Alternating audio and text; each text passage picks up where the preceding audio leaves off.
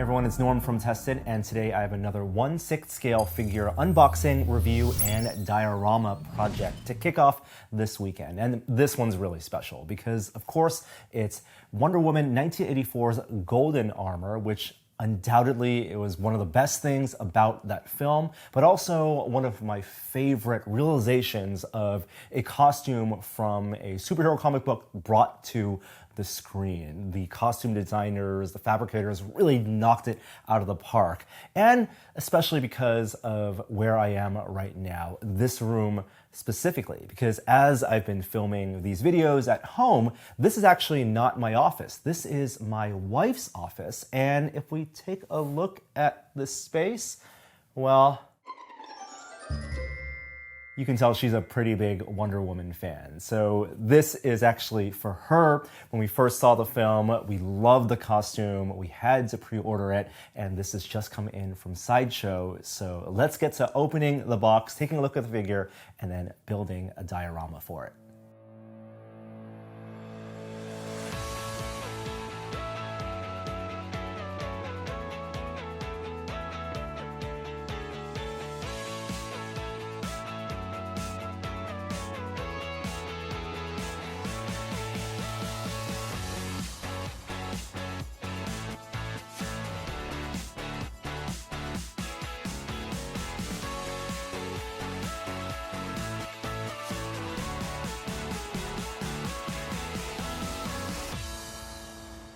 Wow, this figure is so incredible. Easily one of Hot Toys' most impressive releases so far, just from the sheer presence of this thing. We talk about shelf presence here on the tabletop, the desk presence, the wingspan of this golden armor. Now I have the deluxe version here, which is why it includes this massive set of wings. The standard version has the folded up wings, which this has as well, but I think this is the way to display it. It's on a dynamic flight stand, so I can pose her angle here a little bit. And everything from the portrait. Let's start with that. This is a new sculpt of Wonder Woman, and we have a few of the previous Hot Toys Wonder Womans before. This is, I think, the best likeness so far. And they incorporated the helmet design, the kind of two-stage helmet design here. Not only is this the eagle helmet on the top, that hard helmet shell, but they also have the soft liner. It's almost mesh liner that she wears. I think it's a beautiful piece of costume design to kind of blend her face to the helmet, have it a little more fitted, and almost like a cowl. And it's actually two pieces. So you have to put that mesh on top of her head first, on her forehead, and then put the helmet on. So it actually protects the head here a little bit. And the hair comes out in the back. You can style that if you want. And then the armor itself. I mean, I said this is the best interpretation, I think, one of the best interpretations of a comic book costume brought to the screen.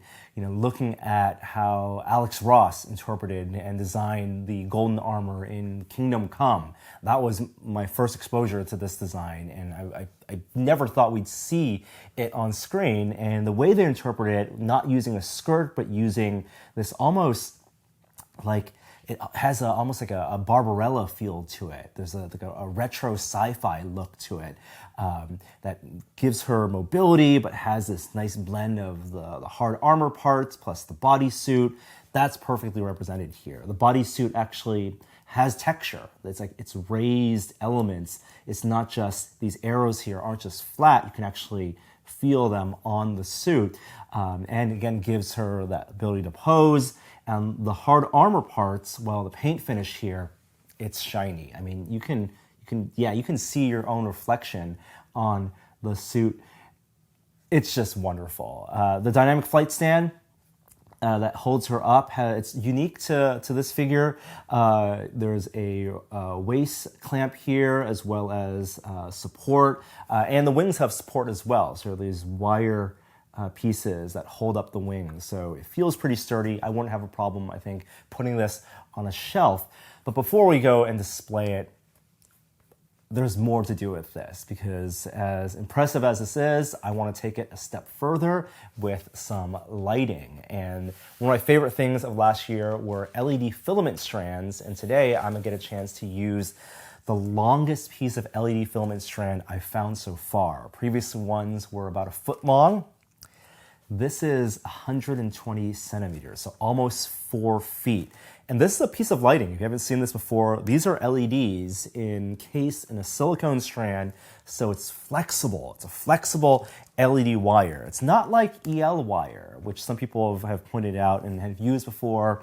Electroluminescent wire is versatile, it's really affordable, but you need a controller board, and also it's not as bright as I would like to have them. And this just runs off of 21 to 24 volts power, so I have my USB power supply here. Let me clip this on so I can show you how bright this gets and what I hope it's going to look like when, of course, I buried the lead. This is going to be her golden lasso. The idea is to replace the stock lasso with this. It could not be more perfect, right? Like, this was made to go with Wonder Woman, and with this golden armor Wonder Woman, I mean, it even illuminates the wings. Yeah, and at 120 centimeters, I can not just have this coiled up in her hand, but I want to design it so she's interacting with another character. So I think that's going to require designing a new diorama base so it can hold her up as well as another character, and as well as the wiring that's needed to have this lit up for display. Let me get some paper and I'm going to draw out what I have in mind. Okay, so let's take a look here. So the idea I have in mind is we have Wonder Woman, so let's go here, and pardon my crude drawing. So I got Wonder Woman there, and she's currently on a stand. So she's on a stand that's right now on like a 6-inch by 6-inch base. I'm going to replace that base with a piece of plywood that's more like a track. So I get increased stability, and this can be maybe 5 to 6 inches, and then here that can be maybe like, you know, anywhere from 18 inches to 24 inches.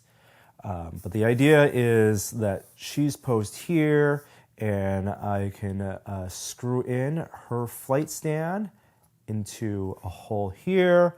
And then on the other side, I can mount another stand that I can then have a character right here. And that means that she can be holding her lasso, and the lasso can be attached, maybe wrapped around that character. And because I need a way to power it, that means I'll need to have both ends of this LED strand or lasso connected to my positive and my ground, or one end connected to the positive and one end connected to the ground. So not only will I have the flight stands and these stands here, but I can also embed a copper rod behind them and maybe attach the lasso to a bent copper rod here. The other end gets attached to that rod. They both go through the plywood and then get routed and wired to my battery or a power supply. That's the idea. So I'm gonna need a piece of plywood, and I can have on top some laser cut acrylic, maybe on the bottom as well. So here's what I'm thinking. It's gonna be maybe 3 pieces. I'm gonna have plywood, I'm gonna have an acrylic topper, and then an acrylic bottom as well.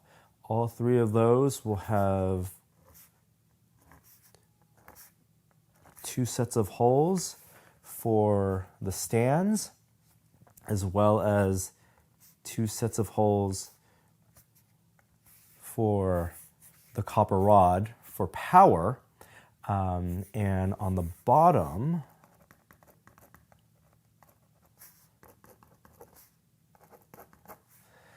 I'm going to need to create some channels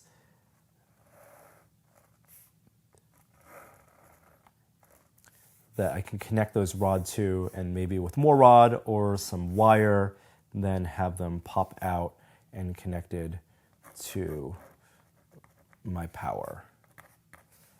And then just have to remember which side is positive, which side is ground. Should be pretty straightforward. Let's find some plywood. Okay, I'm back in my office now, and I have a piece of scrap plywood I got from the studio. This is, I think, gonna be perfect. It's about 5 inches wide and nice and long, 26 inches here. So a little over 2 feet, but just looking at the scaling, I think I'm gonna need some distance between Wonder Woman and the other figure. So I think this is gonna be a nice piece of diorama base and runway to have Wonder Woman here, another figure here, and their stands. Something I have to consider, though, is to have my acrylic top and bottom.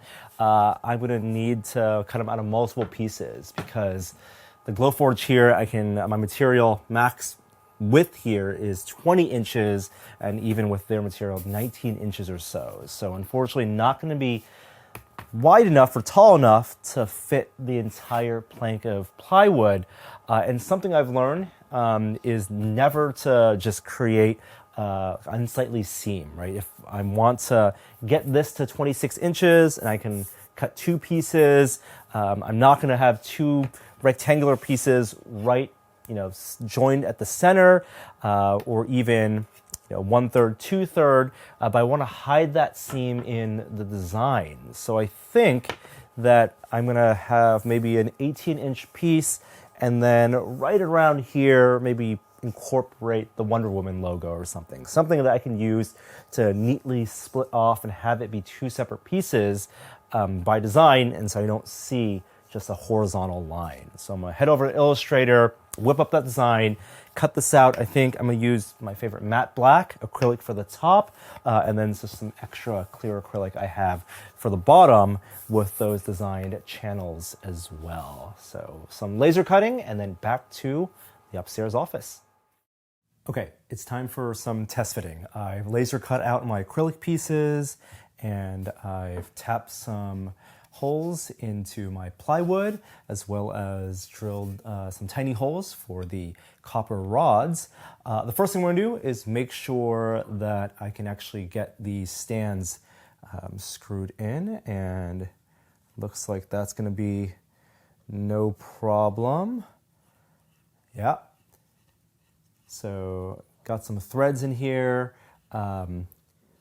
Nothing fancy, just measured the spacing between these threads and found the right tap for it. So I have a extra stand on here, and I'm gonna use the Wonder Woman stand on that side. And dimensionally, yeah, it's gonna create a pretty good scene, I think. So let's remove this. And because it's threaded, this is gonna be secure. I'm not worried about these stands. The thing I'm more concerned about is the copper rods. So I have this really thin copper rod. I love this stuff. I can use it as wiring essentially to complete a circuit, and really thin diameter, really small diameter. I have holes here, perfect, and it will also go through 2 layers of acrylic, one on the top, one on the bottom, and I've created some channels as well. So the idea is that it will go through the top acrylic, go through the plywood, come out the bottom, and then I can bend that rod and have it route around, which will actually, I think, hold it in place. And I can, of course, also add, some super glue, some CA glue as well to affix it. And then at the top, I can create some bends so that it'll connect to my two ends of that LED filament. All right. On top of the plywood, I have my matte black acrylic. So I talked about needing to create a seam. And so the seam I've created is the Wonder Woman logo. This goes on top of here. This goes on here. I've measured it out, so I've also laser cut in the two corresponding holes. And in the center, I did a little bit of an inlay, so cut out some extra pieces of my acrylic and then just spray painted some gold leaf on it with a clear coat, which I think will look very nice. And so let me gather this logo arrangement right here, and we'll see how well that fits in. None of this stuff is glued together yet. It's all just to see if it fits, and I think it's gonna work. Let's see. I mean, it's as precise as the laser cutter will cut it, with kerf compensation as well. So here we go. Slide that in. Oh, I like it. I like how this ended up. Let me see if I can carefully show this to you. Got my matte black, got my gold inlay. There are different reflectivity, so the gold is nice and shiny, reflects that light, and then got my two holes on the top and bottom. And then one last test, just gonna make sure that these rods will go through. Pop that in here. Yes, and awesome. Ooh, this is getting exciting. So what I think I'm gonna do is I'm gonna fix the acrylic on the top and bottom now, so I can start routing this copper rod and having it fix and route it through the bottom to create this circuit before I start attaching any figures to this.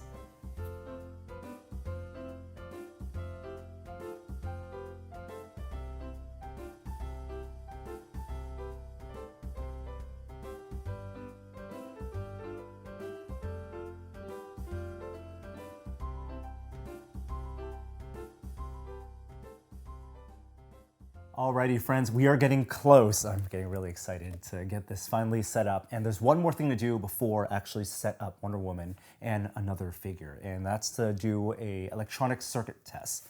It's gonna be super simple. To recap, instead of using wires, I'm using these copper rods, 1 millimeter diameter. I find them extremely useful for lighting projects like this when I need some type of rigid wire, essentially. So I have the rod that goes down on each side, and they're channeled through these gaps that I cut in the acrylic.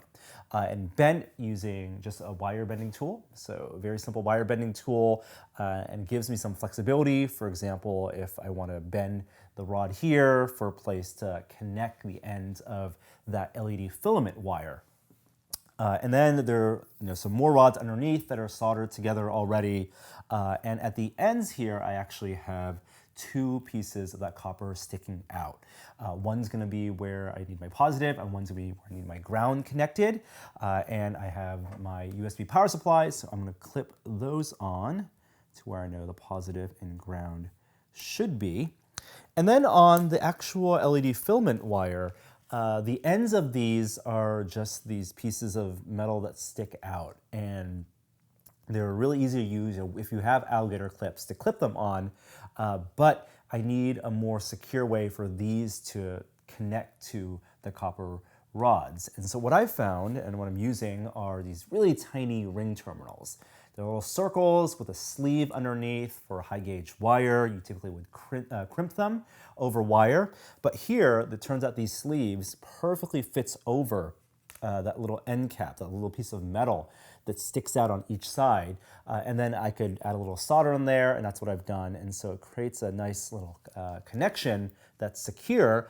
And because it's now a little ring, I can actually place the ring over the copper rod. I can bend it to make a hook or something, and it will just sit on there, give me the contact, but also allow me to quickly remove it so I can actually stage a scene, because I don't want this necessarily to be permanent. I kind of want to be able to shift things around, switch out the figures, and so that gives me some versatility. But let's do that test. So I have my power supply connected. I've marked, very importantly, marked which side is positive and which side is ground. So we can just put that right here. And here's our moment of truth. There it goes. Yeah, just a little bit of a connection is all I need. And that's 22 volts right there, already extremely bright. So my little lasso of truth, it works. Sweet. All right. The last step is going to be posing the figures. So I have the flight stand screwed in here. I have a hole for a second flight stand if that's needed. So I could use that, or I might not, depending on what I have in mind for a character. But now comes the fun part. It's time to pose the figures, get Wonder Woman back here and have her situated on top, and then actually route this LED filament to make it look like she's holding it as a lasso. It's one of these projects where it's coming together exactly as I imagined it. All right, here we go.